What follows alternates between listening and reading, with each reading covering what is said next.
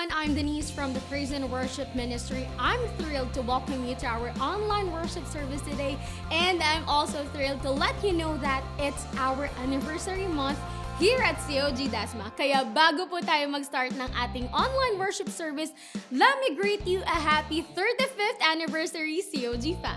And even if it's your first time to tune in, we want you to know that we are more than happy to welcome you to our COG family. At gusto rin po namin kayong tulungan to connect with us at maging involved po sa ating gawain.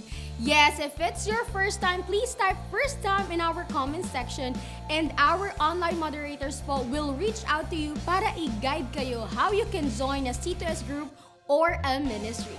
Pero ito ang aming invitation sa inyo guys. While we love worshiping with you online, gusto po namin kayong makasama in person.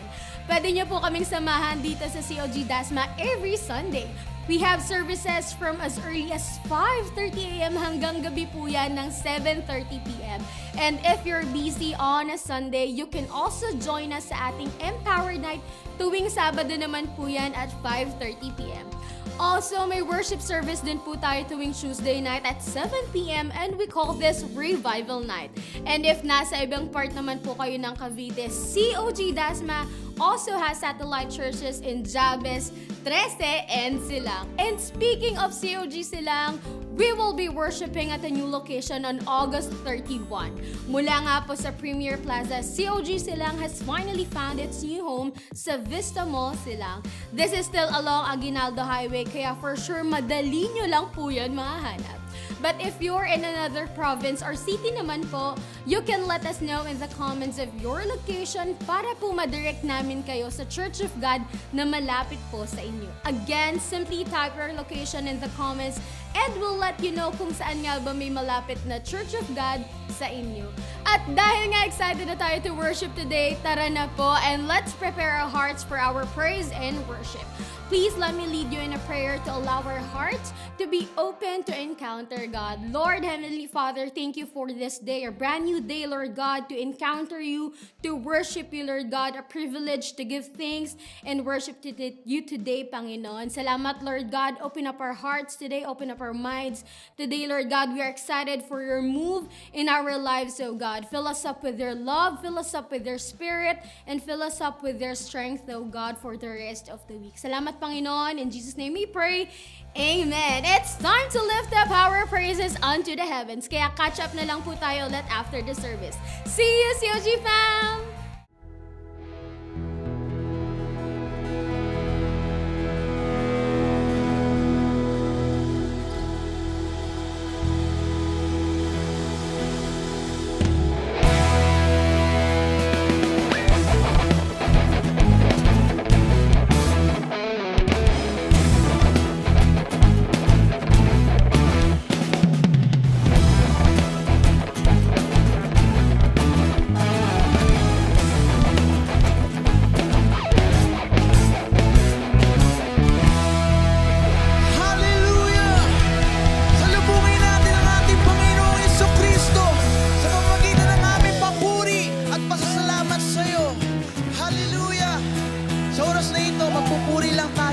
Panginoon. Amen po ba doon? Pwede ko ba makita at ipalakpak natin yan sa ating Panginoong Diyos? Let's go!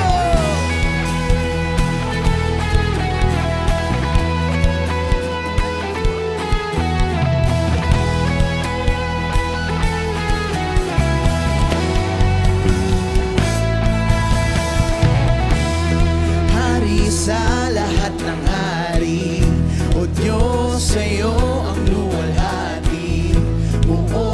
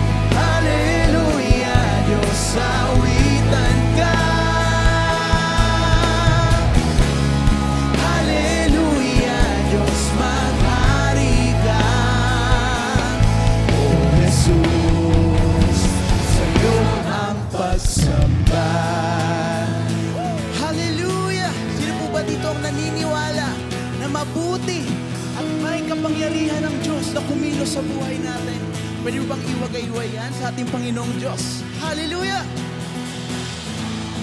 Ngalan ni Jesus, aming itataas. Ang ngalan ni Jesus, aming isisigaw. Ang ngalan ni Jesus, aming itataas. Ang ngalan ni Jesus, aming sisigaw. Ang ngalan ni Jesus, aming itataas. Aming itataas. Aming sisigaw. Ang ngalan ni Jesus, aming itataas. Aming itataas. Aming sisigaw. Hallelujah, Diyos purihin ka. Hallelujah, Diyos awitan ka. Ito'y para sa'yo. Hallelujah, Diyos magari ka. O Jesus, sa'yo ang pagsamba. Hallelujah, Diyos purihin ka. Awitan ka. Hallelujah, Diyos awitan ka. Ika'y maghari. Hallelujah, Diyos maghari ka. O Jesus, sa'yo ang pagsamba. Hallelujah! Panginoong Jesus, narito kami sa'yo. Binibigay ang lahat sa'yo. Hallelujah! At kapatid, hindi pa tayo titigil at magpapapigil ideklara. Purihin natin, sambahin at dakilain si Jesucristo sa oras nito. Everybody jump! Hey!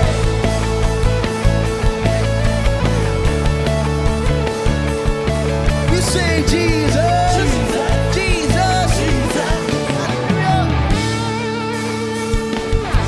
Kami ay narito upang magpasalamat sa iyo. Ang kagalakan mo, ang tanging lakas ng puso ko. Isang tungkulin, isang damdamin. Isang damdamin. Ika'y awitan, ang ngalan mo'y itataas, O Yahweh. Mga kamay, iwagayway, O Yahweh. Mga maay, ilulundag, O Yahweh. Purihin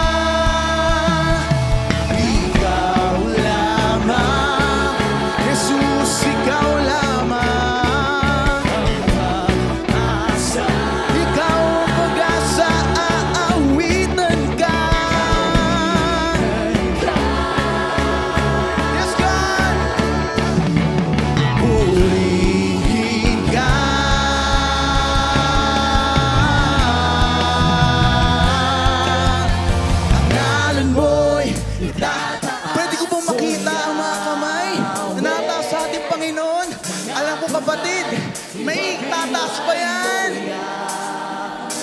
Mga paay, ilulundan ko purihin siya. We ang ngalan mo'y itataas ko mga kamay,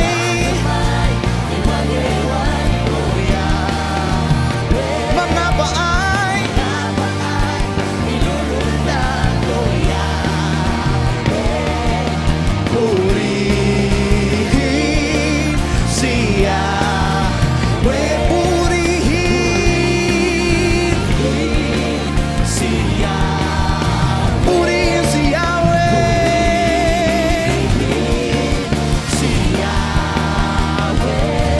We say Yahweh, Yahweh, oh Yahweh,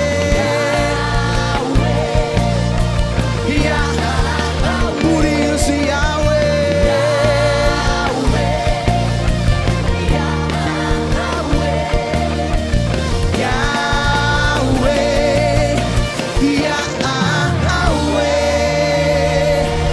Hallelujah! Purihin natin ang ating Panginoong Jesucristo sa oras na ito. Kaya minsan pa kapatid, yung mas malakas na palakpak sa ating Panginoon Diyos na buhay. Ang lahat ng anak ng Diyos ay sumigaw ng hallelujah. In 1, 2, 3, hallelujah! Hallelujah! Pinupuri ka namin, Jesucristo, sa oras na ito. Hallelujah! Hallelujah! Hallelujah! Mga kapatid, kung naniniwala po kayo na mabuti at dakila ang ating Diyos, kaya minsan pa po yung mas malakas na palakpak at mas deserve na palakpak sa ating Panginoong Diyos sa buhay. Hallelujah! Hallelujah! Pinupuri ka namin.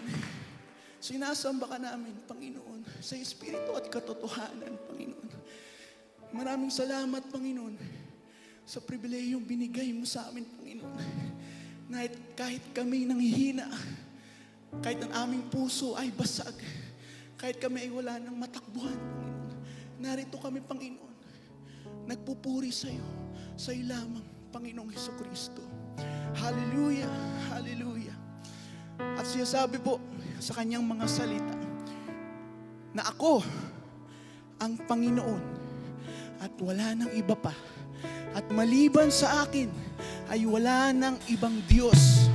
Palalakasin kita kahit hindi mo pa ako nakikilala, at para malaman ng lahat sa buong mundo na walang ibang Diyos maliban sa akin, at ako ang Panginoon at wala nang iba, at alang-alang kay Kristo ako'y may kasiyahan sa gitna ng mga kahinaan, mga pagkukutya, mga kahirapan, pag-uusig at kagipitan, sapagkat kapag ako ay mahina, doon ako nagiging malakas. Kapatid, kahit kami nanghihina, kaya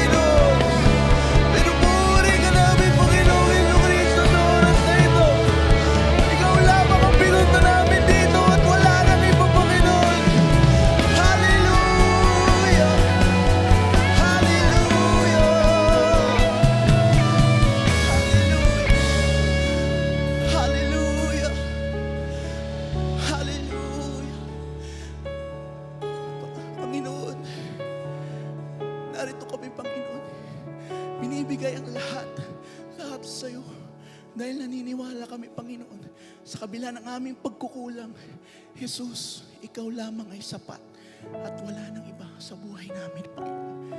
Panginoon, dingin mo ang aming papuri sa iyo lamang, Jesus. Hallelujah.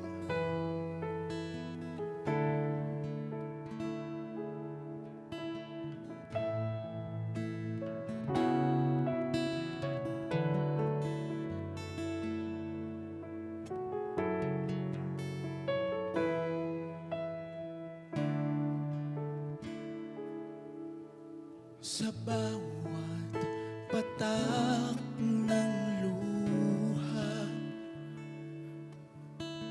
sa aking kahinaan,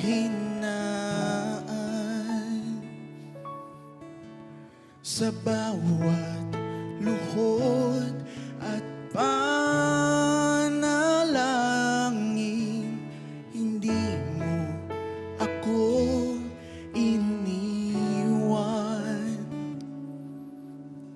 Jesus, Ika'y nariyan. Itataas ang aking mga kamay sa Diyos na mahabagi, sa atin na tunay. O ang alay ko ay pusong basag, nagpapakumbaba sa iyong presensya, maghari ka.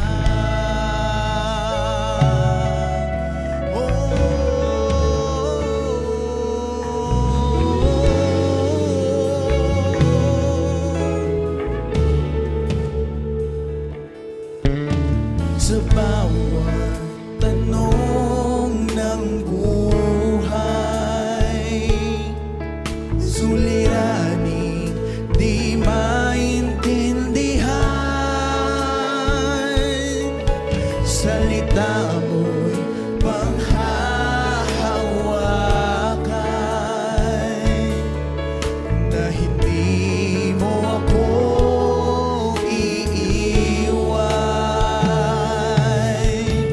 Jesus, Ika'y nariyan.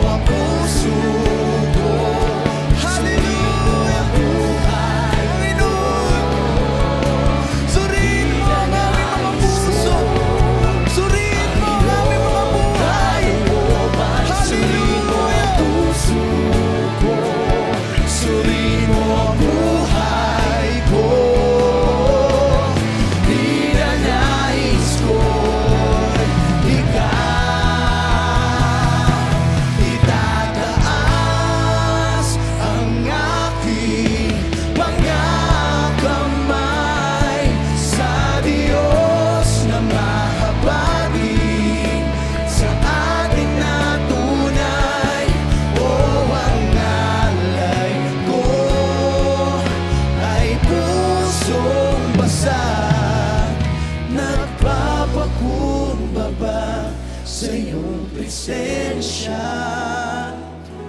Itataas ang aking mga kamay sa Diyos sumabati sa aking natunan. O ang alay ko ay pusong basag, nagpapakumbaba sa iyong presensya, maghari ka. Hallelujah, hallelujah. Maghari ka, Jesus.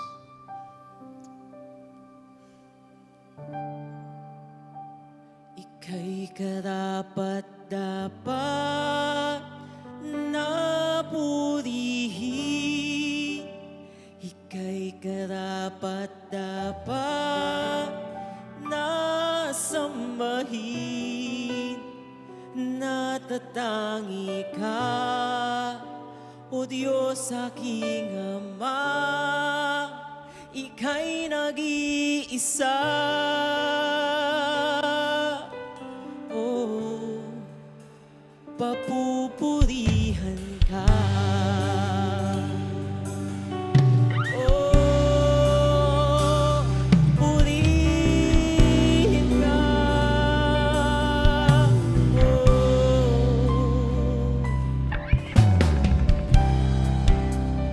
O Diyos, dakila ka. Purihin ka, aking Ama. Itataas ang ngalan mo, ilalaganap sa mundo. Dakila ka.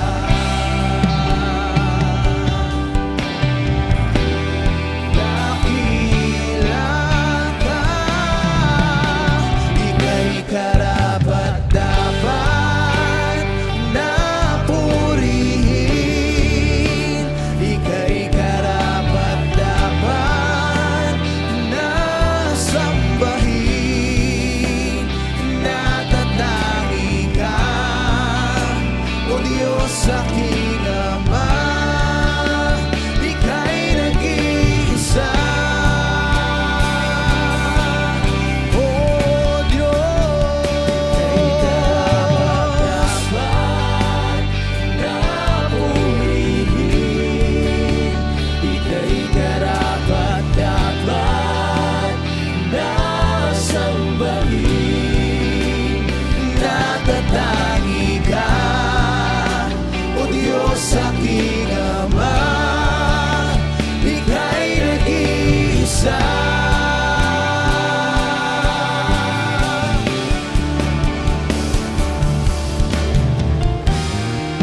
Suliranin man ay dumating, mga matay sa'yo pa rin nakatingin. Anumang daang tatahakin, mananaig mangingibabaw ang kalooban mo. Suliranin man ay dumating, mga matay sa'yo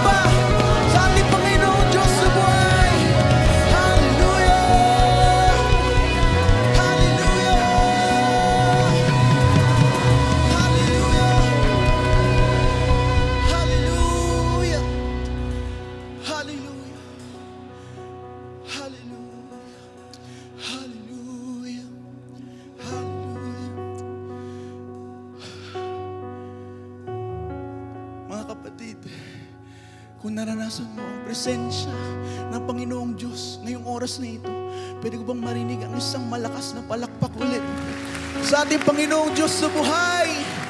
Hallelujah! Panginoon, naririnig mo ang aming palakpak at papuri sa iyo. Hallelujah! Hallelujah! Hallelujah! Panginoon, maraming salamat po sa oras na binigay niyo po sa amin, Panginoon. Salamat sa presensyang pinaranas mo ngayong oras na ito. Maraming salamat, Panginoon. At sa aming pakikinig ng iyong salita, Panginoon, dinadalangin namin sa iyo ang iyong mensahero, Panginoon. Nawa gawin mo siyang daluyan ng pagpapala sa maraming tao, Panginoon. At nawa ikaw lamang ang makita sa buhay niya at wala nang iba.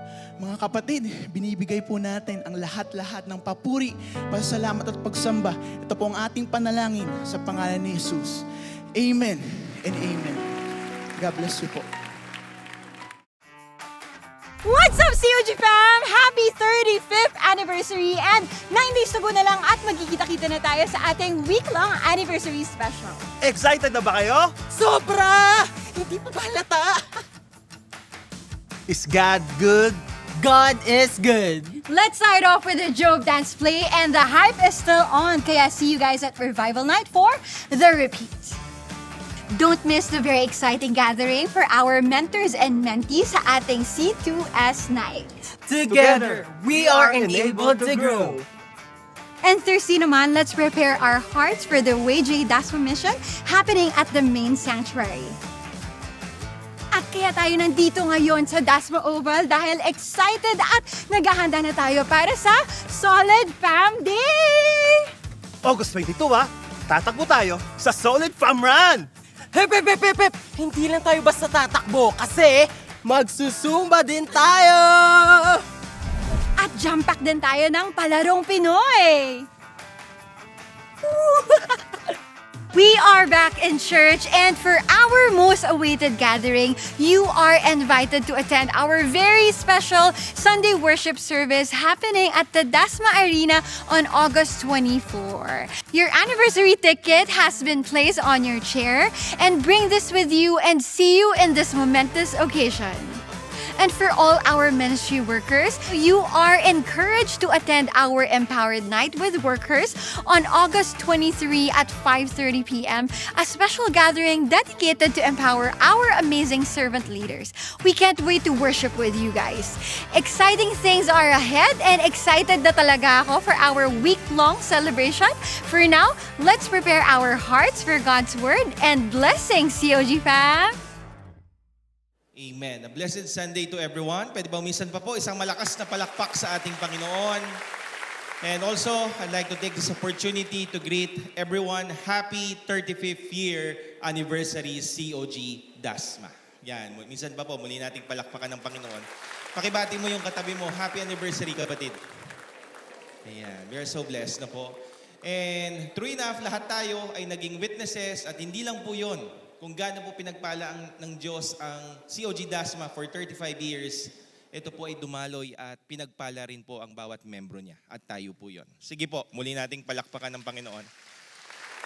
So lahat ng ito ay matatawag po nating rewards. And speaking of rewards, sa buhay po nating ito, gusto po natin yung lahat ng ginagawa natin ay nare-recognize at na-appreciate. At gaya mo, kung ikaw man po ay nakabilang sa isang kumpanya, na po, you're working in an organization, gusto mo yung hard work, yung efforts mo napapansin, na po. At ano pong rewards ang pwedeng ibigay ng kumpanya, na po?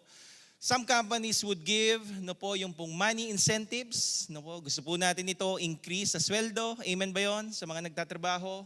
No, hindi lang po yon, baka nagbibigay din po yung kumpanya nyo ng experiential gifts. Ano po ito? Halimbawa, kung gaano ka katagal nagstay sa company para maging loyal ka at hindi ka mag-resign, pag nakaabot ka ng 10 years, may bago kang relo. Ayan, no? Iba't iba po yan, ano, na mga gifts na binibigay po ng companies. At hindi lang po ito, meron din pong wellness benefits. No po? At ang mga kumpanya, ngayon, they are finding ways or creating, no, na maging balanse po, no po, yung life, work, no po, para magstay po ang mga empleyado. Lahat ng ito ay tayo po ang makakatanggap. At pag natanggap po natin ito, mapapasabi ka talaga ng deserve. No po? At ito po yung sikat na salita na ginagamit po natin ngayon na deserve mo ang lahat ng magagandang bagay na ito.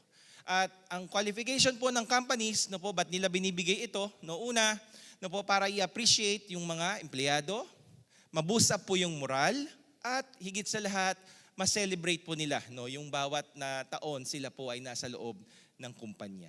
At kung i-relate po natin bilang isang Kristiyano at bilang mananampalataya, sana po mapadeserve din po tayo. No? At ngayon po, titingnan natin sa isang aspeto, kung ito ay mga material na bagay na pwede nating makuha sa ating Panginoon, kaya rin niyang i-recognize yung lahat ng ginagawa mo bilang sumusunod sa ating Panginoon. Kaya po, ang title po ng mensahe ng Panginoon, spiritual side po tayo, and I've entitled it as deserve. No po, yan po ang mensahe ng Panginoon ngayong hapon.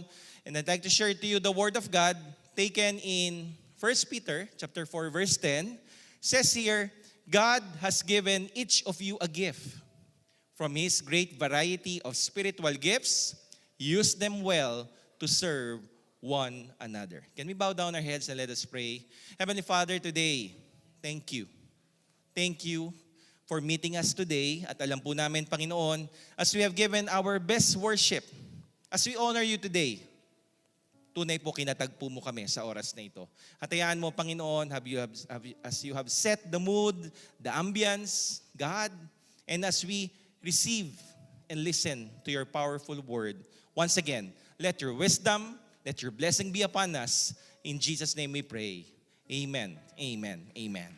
Hallelujah. And if we want to declare today sa buhay po natin ng deserve, kailangan po mas maintindihan po natin ngayon, ano ba yung mga reminders ng Panginoon? Una po, when we see the word serve, what does it mean? Let me define it first. A Hebrew word called avad. Can you say the word me, avad? When you say avad, it means it is an act of labor, may effort. It is an act of obedience. Tinawag ka ng Diyos para maglingkod at tumugon ka. And also avad, it means it is acts of worship. Pag tayo pala ay naglilingkod, ito pala isang paraan na ipinapahatid po natin ang tunay na pagsamba sa ating Panginoong Diyos. And why we need to serve? Because in this verse, God has given you a gift. Binigyan tayo ng gift ng Panginoon. So, we are designed to serve. Natanggap niyo ba yung gift na galing sa Panginoon? Do you receive that spiritual gifts? Amen? And with that, we are designed to serve. Another question might be in your minds today, why serve? Ba't ko ba kailangan maglingkod? Yes, pinagkalooban ako ng Diyos ng spiritual gifts, given yon. Why serve?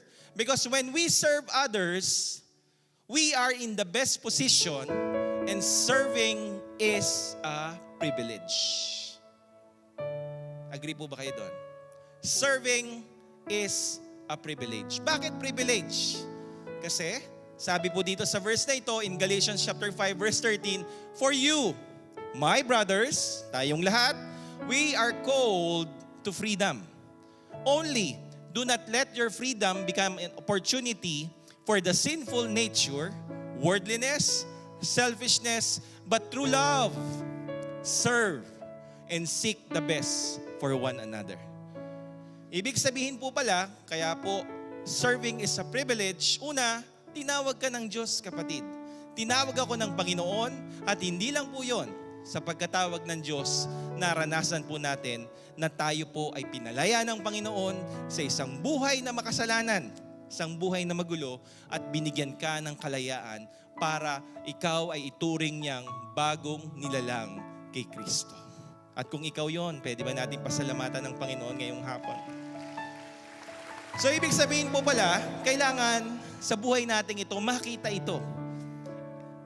If we want the best position in life, because serving is a privilege, kailangan meron tayong reflection. And through that reflection, you and I will shine. Kapansin-pansin sa lahat ng ating ginagawa, halata na ikaw ay tumanggap ng pag-ibig ng Diyos. Alam niyo po, kapag tayo po ay nakaramdam na tayo po ay minamahal, sasabihin mo talaga, iba kapag in love. Amen ba yon? Marami akong tinatanong dito. Marami akong nakakasalubong kanina. Sabi ko, parang iba yung datingan mo ngayon ah. Parang inspired ka. Mukhang in love ka. Ang sagot po niya, tama pastor, in love po ako kay Lord. Sabi ko, sige po, palakpakan natin ng Panginoon. Alam niyo, mula dito, nagre-reflect po ang pag-ibig ng Diyos. Kasi yan po yung ginawa ng Panginoon sa buhay natin. That made a big difference in our lives today. And if we shine and we reflect yung God's love sa buhay po natin, that is one way the Lord is encouraging us today. Another thing, in that verse, yes, you are called to freedom, pero sana wag mamali. Wag natin gamitin opportunity. Saan? Baka yung opportunity na bumalik tayo sa sinful nature, bumalik po tayo sa mundo, bumalik po tayo sa pagiging makasarili. At pag ito po ang ginawa natin, ang kabaliktaran po ng reflection of God's love, another term I like to share to you is absorption. Na bumabalik sa sinful nature. Ito pong mga terms na ginagamit ko, it is based on kapag tayo ay gumamit ng isang salamin. At yung salamin na yon, kapag tama po yung tama ng ilaw, may magandang reflection. Pero pag mali, yung tama po ng ilaw sa salamin na yon, hindi po nagiging maganda ang image. I'd like you to internalize it today. With this kind of absorption, na mali tayo ng desisyon, bumalik tayo sa dating buhay natin, naging makasalanan tayo ulit ngayon, ano po mangyayari? We are considered to be as a black wolf. At ano po ang buhay na yan?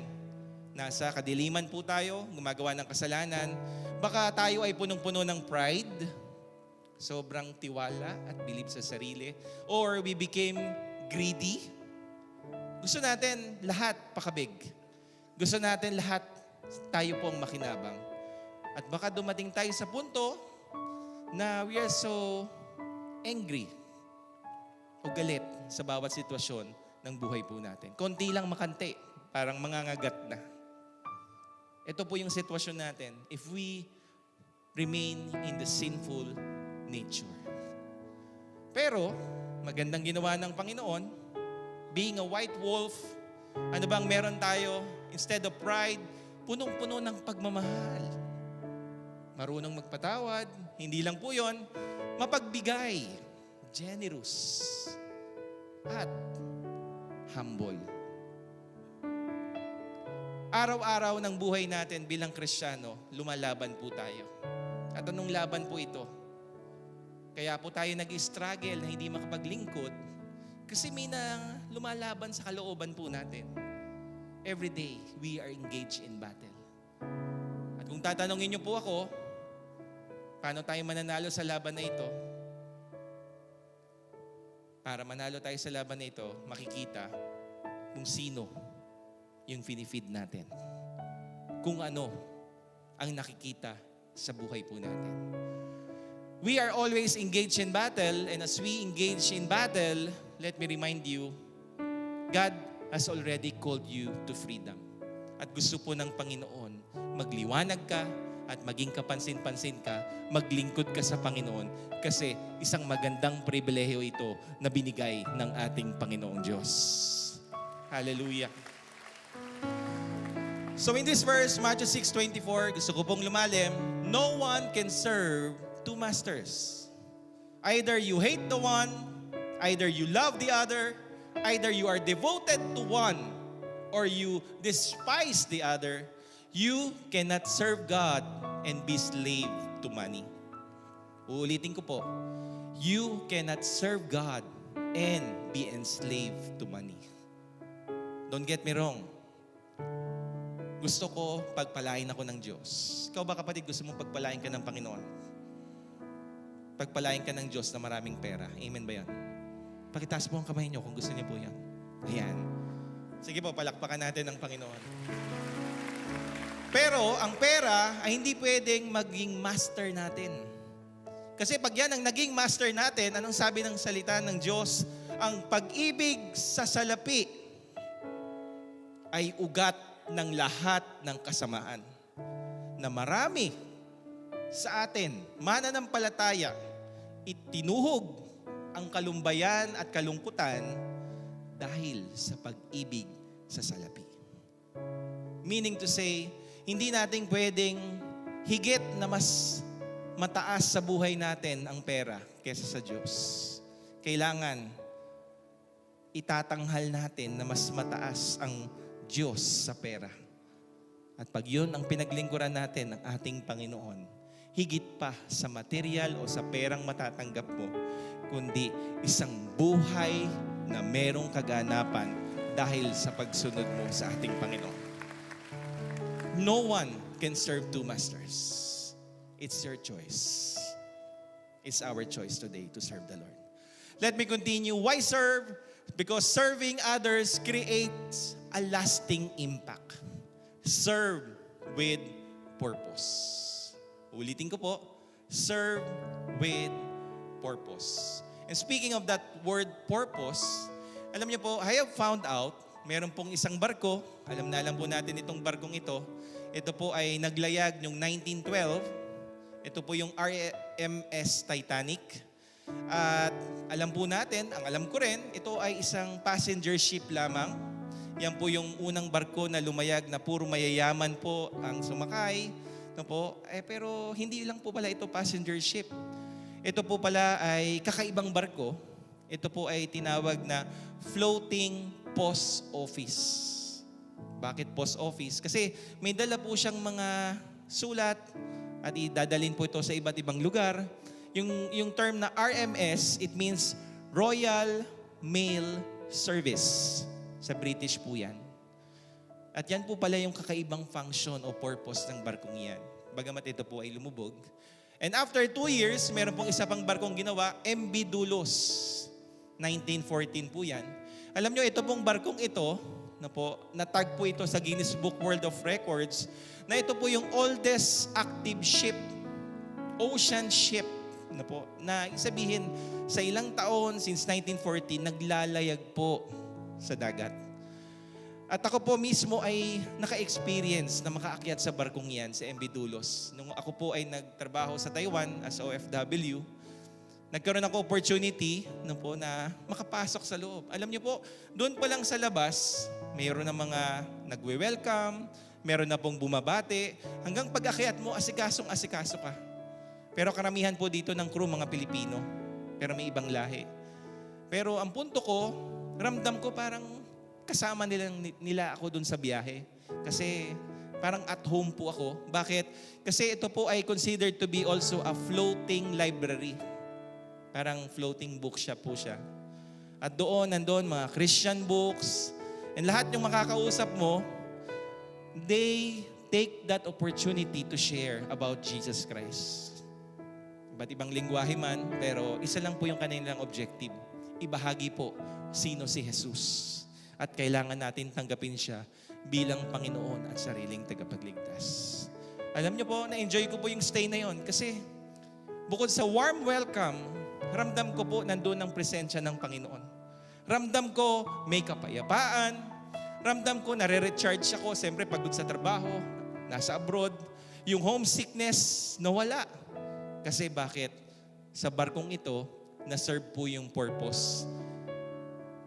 Hindi ko lang naranasan ang presensya ng Diyos, kundi natanggap ko rin ang personal na pagkakakilala o personal na relasyon sa ating Panginoong Jesus. At yun po isang magandang experience dito. Amen. Unforgettable experience. And with this purpose, it gives us the sense of direction. With this purpose, as we serve God, I tell you, huhubugin tayo na maging katulad ng ating Panginoong Jesucristo. And with this purpose, it will glorify our God. And it will give glory sa ating Panginoong Diyos. That's why we need to serve with purpose. Pero gaya po ng, siyempre sa tagal po ng barkong ito, sa paglalakbay niya sa ocean, dumating po yung point na year 2009, na decommission o natigil po yung operation nila. Bakit? Kasi luma na po yung barko eh. For 95 years of service. Pero, ito po yung kanyang na-serve na may purpose. Ang kanyang pong purpose. It has welcomed over 22 million visitors. At isa po ako doon in 95 years of service. Marami po ang nasyaran at nakakilala at naligtas sa pangalan ng ating Panginoong Jesucristo. Akala ko po tapos na po yung istorya dyan. When you serve your purpose, akala natin okay na. Pero alam nyo, marami pala ang nakakapansin sa barkong ito. At kahit po ito ay pumarada, naging junk siya sa isang junkyard sa Singapore, meron pong isang tao na nakakita. Ang businessman na yan, ang pangalan po ay si Eric So. So, nakita po niya yung barkong yun. May potential. In the year 2019, binili niya po ito kahit bulok na po siya, maraming gagastusin. Pero dahil meron siyang dedikasyon, may relasyon siya sa Panginoong Diyos. Gusto niya itong barkong ito ay maging kagamit-gamit at muling maserve yung purpose niya. Binilda po niya ito. At ngayon, hindi lang po siya floating bookshop or library. Naging floating hotel po siya. At marami po ang nakater hanggang ngayon na napakilala rin si Jesus at tinanggap nila sa kanilang buhay bilang kanilang Panginoon at sariling tagapagligtas. Amen. Kung i-relate po natin sa buhay natin, alam ko meron po dito.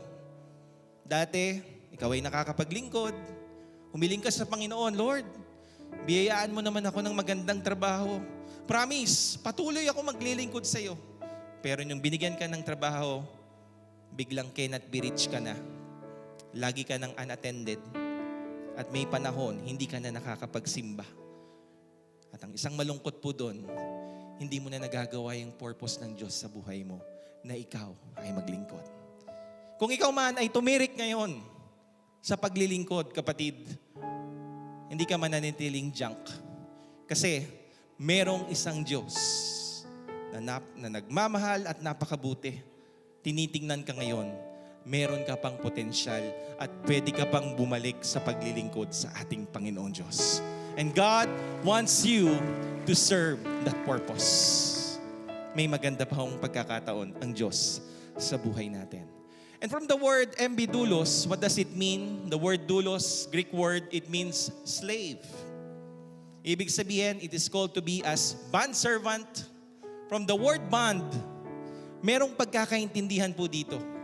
Yung relasyon po natin sa Panginoon, sa dami ng tinanggap natin sa ating Diyos, if we are designed to serve, at maraming ibinigay ang Diyos sa atin, kailangan tuparin po natin yung pakikipagkasunduan na yun bilang lingkod ng Diyos. Because being a bondservant, it is a person in action. It is a person who serves others. Kapatid, masarap umupo. Masarap magmasid ng mga naglilingkod. Pero masasabihin ko po sa inyo, mas masarap ang naglilingkod sa ating Panginoong Diyos. Kasi tunay kapag ginagawa mo ang layunin ng Diyos sa buhay mo, higit pa sa inaasahan mo, higit pa sa hinihiling mo, ibibigay ng Panginoon at mararanasan mo ang isang buhay na ganap at kasiyasiya, isang buhay na pinagpala, ginagamit ka ng Panginoon kapag meron ng hihina, ikaw ay gagamitin ng Diyos, ipapanalangin mo siya.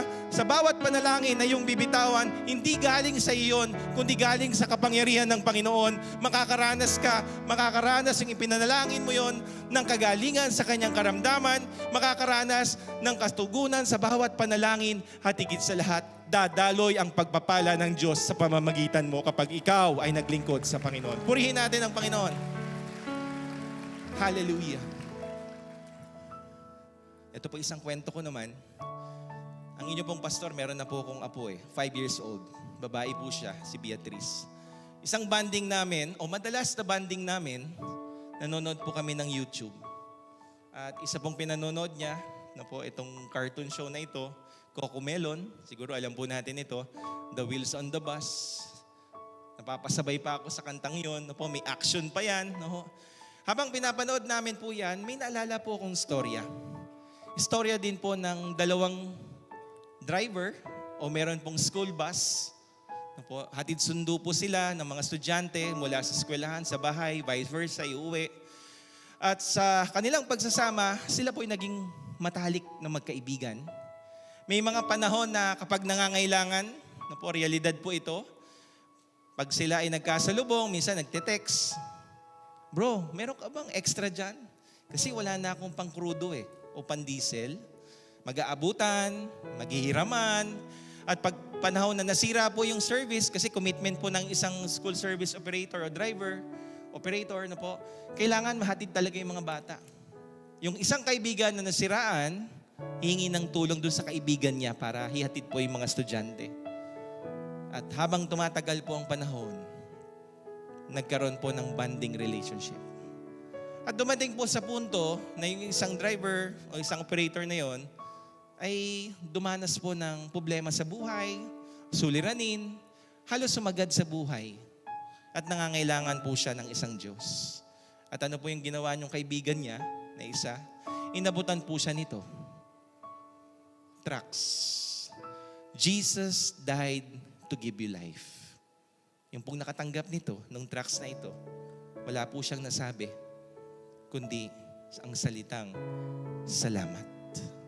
Salamat. Salamat." At mula noon, nung siya po'y nagpunta dito sa ating simbahan, naramdaman niya po ang presensya ng ating Panginoong Diyos. Naramdaman niya po ang pagkilos ng Diyos sa kanyang buhay.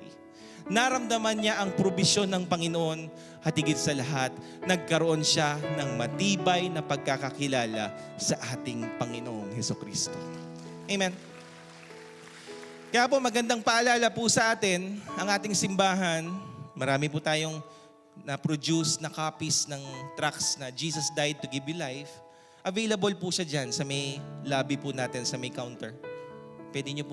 Pwede po kayong humingi, libre po yan. Nawa sa pagkuha po ninyo, huwag niyo pong maliitin itong kapangyarihan ng tracts na ito.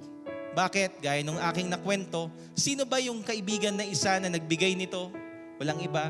Ang inyo pong lingkod, kanina po binigay sa isang kaibigan at ngayon, siya po si Pastor Alan at siya po yung ating tapat na lingkod ng Outreach Department. Siya po ang head ng Outreach Department. Kaya po, sa mga ganitong sitwasyon, sa ganitong kalagayan, naniniwala po ako sa iyong paglilingkod, tunay may purpose ang Panginoon at may magandang mangyayari at resulta sa buhay natin. Muli nating palakpakan po ang Panginoon. So in this verse, God has given each of you a gift from His great variety of spiritual gifts. Ano ba yung mga spiritual gifts na binigay ng Panginoon? Let me name some. Because you are driven to serve. Ano po yung mga spiritual gifts? In Romans 12 verse 6 and 8, in His grace, God has given us different gifts for doing certain things well. I like the word well. So if God has given you the ability to prophesy, speak out with as much faith as God has given you. Another gift, if your gift is serving, serve them well. Yung pong nakikita nyo na mga nag-a-assist sa inyo sa traffic flow, sa parking, sa CR, yung mga housekeeping, nag-aayos po ng mga silya, yung pong one-liner ministry, nag-aayos ng communion kits, na po. They are serving well. And if you are a teacher, teach well. And if your gift is to encourage others, be encouraging. And if it is giving, give generously. Alam niyo po, kanina pa lang, unang service, 7:30 ng umaga. Kami po, ako po personally, pag na-assign ako as preacher, nasa likod lang po ako. Bago po mag-start na magpipreach, ang inyong pastor kinakabahan pa rin po. Pero kapag nakikita ko po kayo bumabate, kumakamay, nagsasabi ng God bless you, Pastor, na-encourage niyo po ang inyong pong pastor. Alam niyo po, kung bakit kami nakakatayo dito, siyempre sa anointing ng Panginoon, sa tulong ng Diyos. Pero yung bawat ngiti niyo, bawat pagkamay, at bawat pagsabi ng God bless you, kayo po ay patuloy na ginagamit ng ating Panginoong Diyos. Nakakawala ng kaba At hindi lang po yun, meron pa nagsabi kaninang umaga, Pastor, meron ako hinanda sa'yo na lugaw. Mamaya, pagkatapos mo mag-preach, pwede mong kainin yon. Di ba po, ang sweet naman ng ating Panginoon na sa ating paglilingkod, ino-honor ito ng ating Panginoong Diyos. Amen. Hindi lang po yun. Meron din pong nagbigay ng abukado kanina. Yung abukado po, hindi ko na kailangan balatan, hindi ko na kailangan ilagay sa lalagyan, lagyan ng gatas, lagyan ng asukal, na po, at ilagay sa freezer. Ginawa na po niya. Sabi niya, Pastor, pag-uwi mo ulit, meron kang dessert. Ginawa ko yon para sa iyo dahil ikaw ay isang tapat na lingkod ng ating Panginoong Diyos. Amen. Marami pa hong iba. Sana po wag niyong makita na bilang isang lingkod ng Diyos dahil meron tayong makukuha, doon tayo magfo-focus. Hindi po. Yung magpagamit ka sa ating Panginoon, nakakapagod, totoo po yun. Mahirap, totoo po yun. Pero nagbibigay po ito ng sense of fulfillment. Sense of fulfillment. Why? Because when you serve well and you are driven to serve God, walang ibang nag-glorify sa buhay natin, kundi ang ating Panginoong Diyos. Amen po ba? Purihin natin ang Panginoon. Let me continue. If God has given you leadership ability, take that responsibility seriously. And if you have a gift for showing kindness to others, do it gladly. At yan po, yung mga different kind or variety of spiritual gifts. At marami pa hong iba yan. Marami pa po na binigay sa Panginoon. I pray you are now driven to serve. So in Ephesians chapter 2 verse 10, for we are God's masterpiece. Obra maestra ka pala ng Diyos, kapatid. Obra maestra pala ako ng Panginoon because He has created us anew in Christ Jesus, new life in Christ, so we can do the good things, serve. He planned for us long ago. Kapatid, make your Creator proud. Make your God proud by serving Him until your last breath and serving Him 100% to give glory sa ating Panginoong Diyos. Amen? Sige po, palakpakan natin muli ang Panginoon. At yung pong ating sigaw na Born Again Pilipinas, pag ikaw at ako ay naglingkod sa tahanan ng Diyos, nagpagamit sa ating Panginoon, kapatid, hindi lang po ito basta sinisigaw, pinapaskil. Sabi nga po ng ating late senior pastor, Pastor Anthony Velasco, kundi tayo po bilang isang pamilya, tinatrabaho natin ito para mangyari sa panahon po natin. Amen. Sige po, muli natin purihin ang Panginoon. Hallelujah. Hallelujah. And again, lastly, why serve? Serving with passion to a world that desperately needs it. Alam niyo po, meron pong isang tao na ginamit para ako ay lumago spiritually. Siya po ang isang tao na nagtiyaga, una mag-share, at yung kami nakakilala sa Panginoon dito po sa Dasma, ay siya rin po yung nagtiyaga very passionately na pumupunta sa bahay once a week. Hanggat tinuruan niya po kami na paano mag-handle ng Bible study. Ako, asawa ko, aking nanay, at na-appreciate po namin yon. At habang tumatagal po ang panahon, na po lumalago po kami spiritually. Hanggat kami po ay from being a member, naging worker, naging leader, at siya po ay ginamit ng ating Panginoon. And he had started to minister or to be part of the ministry, to be a worker, year 1998. Hanggang ngayon po yun. And for how many years, very passionate po siya. Pero realidad, no po, bilang isang tao, habang nagkakaedad po tayo, dumating po na siya po ay dinapuan ng karamdaman. Ano po yung naging kanyang karamdaman nitong worker na ito? No po, yung pong kanyang 2 kidney nag-fail. At pag ganon, kailangan niya po mag-undergo ng dialysis twice a week. Sino ba tong worker na binabanggit ko at kinikwento ko po sa inyo? Walang iba kundi si Pastor Obet Mendoza. Twice a week, nagda-dialysis po siya. Pero alam niyo po, may dahilan na siya na hindi mag-serve. May dahilan na mag-slow down. may dahilan na magpahinga na lang. Pero mas pinili niya po. Sabi niya, hanggat sa huling hininga ko, maglilingkod ako sa Panginoon. Imagine, kahit po siya ay nag-undergo ng dialysis, pagtapos na mag-dialysis, o kahit wala siyang schedule, pupunta po siya dun sa dialysis center. Magbabahagi po siya ng salita ng Diyos. Kung gaano po siya kapassionate na mag-preach, kung gaano po siya kapassionate na maglingkod, binibigay niya po ang lahat ng buo niyang lakas. May pagkakataon, kahit may nararamdaman siya sa kanyang pistula sa leeg, masakit man, o hindi maayos ang kanyang kondisyon, pipiliin niya pa rin na maglingkod. Pipiliin niya pa rin na magbahagi ng pagmamahal ng Diyos. At tunay po, sino man ang makarinig at makatanggap nito sa kanya pong ginagawa na paglilingkod, sa bawat tracks na binibigay niya, tunay po, lahat ng nakarinig, lahat ng tumanggap ay nagkaroon ng panibagong pag-asa. Bakit? Kasi tinanggap nila si Jesus sa kanilang buhay, nagbigay ng panibagong pag-asa. Bagamat may karamdaman, hindi sila sumusuko. Bagamat may paghihirap, hindi sila nangangayaw. Kasi naniniwala sila, habang may buhay, may pag-asa. At lalo na pagkasama si Kristo, merong kagalingan. Muli nating purihin po ang Panginoon. That is Pastor Obet, serving God with so much passion.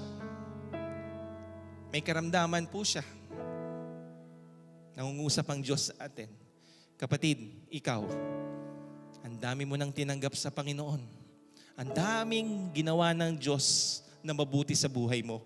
Ang daming spiritual gifts na binigay ang Panginoon. Saan mo ginagamit ito? Saan mo ginagamit yung lahat ng pinagkaloob ng Diyos sa iyo?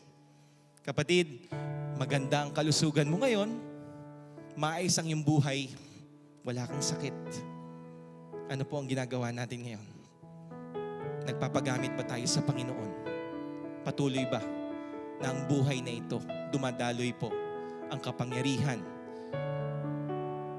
ng Diyos sa buhay po natin?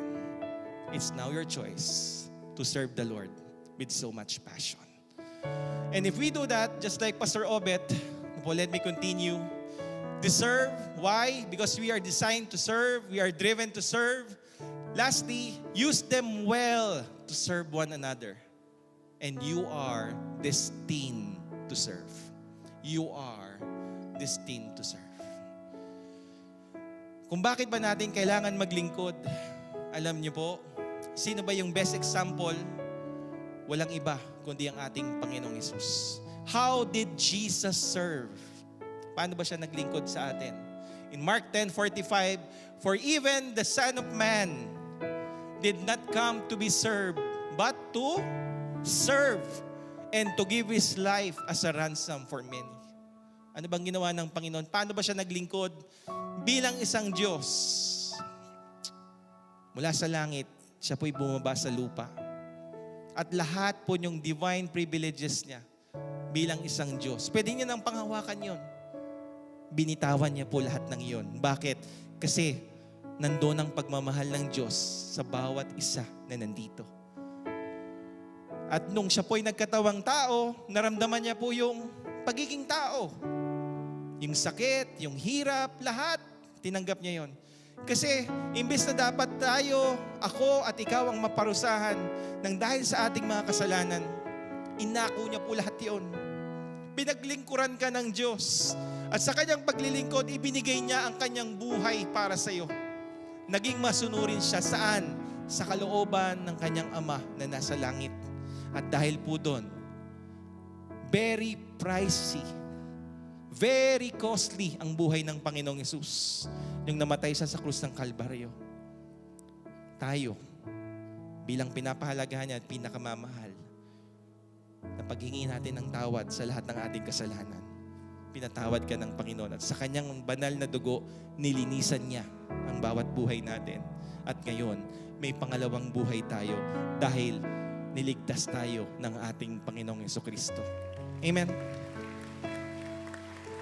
And that would be the best example in serving the Lord. Kapatid, nagawa na ng Diyos yung part niya to serve us, to serve you. now it's your turn to serve the Lord. Can I just invite everyone, tayo po'y tumayo. And as we stand up today, can I invite again, let us lift up our hands to the Lord. Dalawang kamay po, itaas po natin. Nakikita yan ng Panginoon. At pwede po kayong sumunod sa panalangin ito.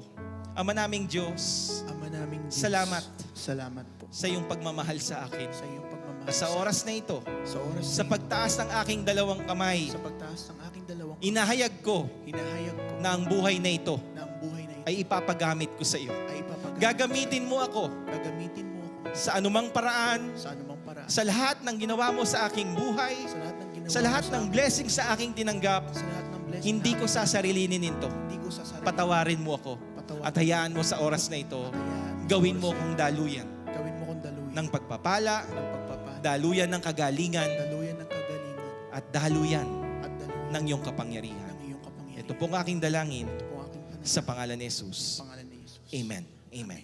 Sige po, palakpakan natin ng Panginoon. And today, as we end, before we take the holy elements of the Holy Communion, we're going to sing a song of worship. And once again, let us worship the Lord. Come in Jesus' name.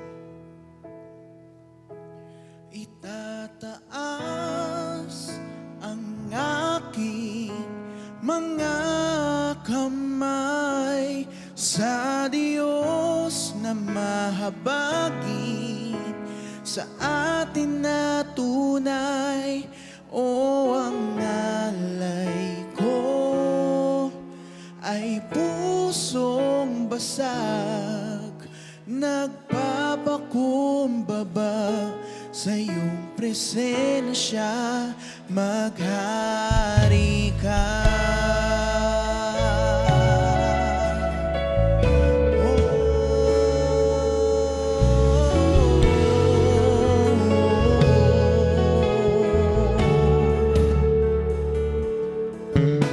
Sa bawat patak ng luha, sa aking kahinaan, sa bawat luhod at panalangin, hindi mo ako iniwan. Jesus, ika'y nariyan. Itataas ang aking mga kamay sa Diyos na mahabagin, sa atin na tunay, o ang alay ko ay pusong basag, nagpapakumbaba sa iyong presensya. Suriin mo ang puso ko, suriin mo ang buhay ko. Ninanais ko ang iyong kalooban. Suriin mo ang puso ko, suriin mo ang buhay ko. Ninanais ko ikaw, suriin mo, suriin mo. Ninanais ko ang iyong kalooban. Suriin mo ang puso ko, suriin mo ang buhay ko. Ninanais ko ikaw. Itataas ang aking mga kamay sa Diyos na mahabagin, sa ating na tunay, o ang alay ko ay pusong basag, nagpapakumbaba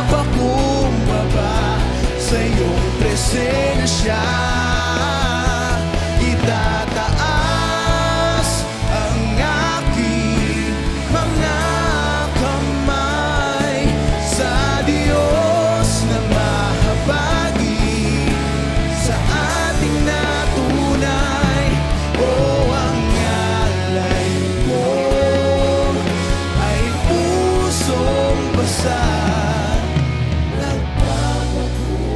Ay minsan pa kapatid, itaas natin ang ating mga kamay sa ating Panginoong Diyos.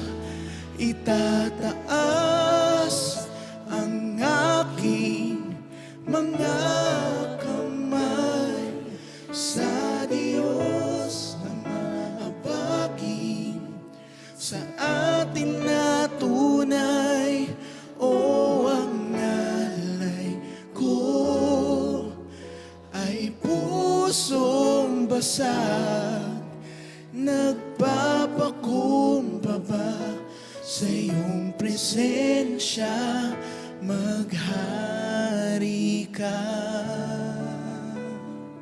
Hallelujah. Just give our best clap offering to the Lord.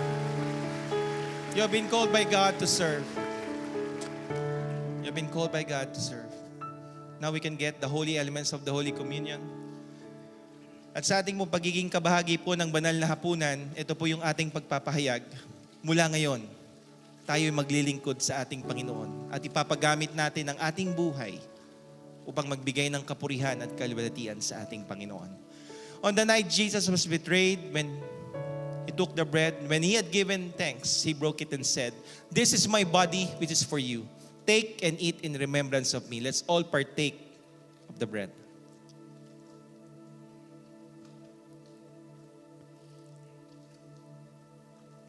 And after supper, Jesus took the cup, saying, "This cup is the new covenant in my blood, that whenever you drink this cup and you eat this bread, you proclaim the Lord's death until He comes." Let's all partake of the cup.